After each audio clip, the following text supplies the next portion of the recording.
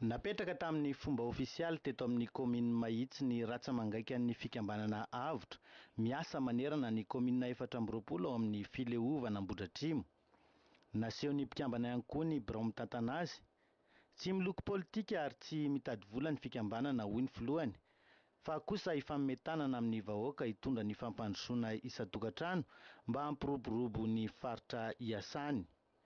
Iasa avy hatrany amin'ny fanarinan-dalana mampikaikaiky am-ponina ny fikambanana, hoy ny fanazavan'ny Maître Johnny izay voafidy tarika ny fikambanana ao amin'ny commune Mahitsy.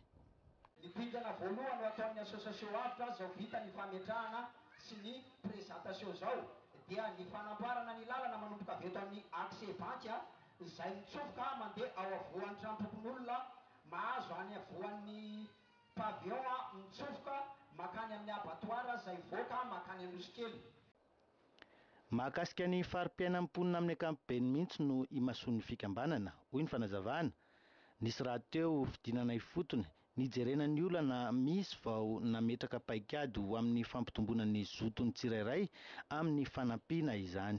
Ny commune rehetra ty anatin'ny distrika zany dia sy folo isan-jato eo mbola miaina sy mivelona amin'ny asa fambolena sy fontiana daholo. Ny lalana ny tena olanan'izy ireo indrindra amin'ny famoahana vokatra.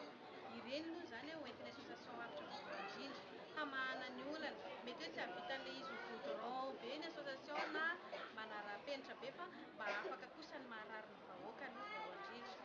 Manarakarak'izay hanampy koa ny association amin'ny fanomezan-tanana amin'ny zavatra tsy ampy eo am-pelantanana, ohatra amin'izany ny zezika, masom-boly.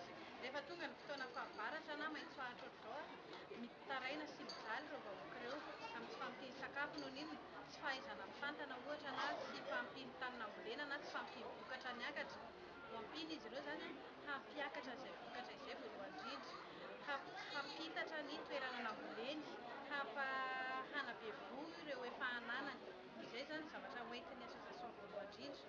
Manaraka eny ihany ny fanampiana any amin'ny lafin'ny fahasalamana, lafin'ny fampianarana. Ireny koa tsy ataon'ny association vahan-javatra satria ohatra ny efa natomboka zao ny hanampiana ny CSB tany amin'ny commune Ambaratsena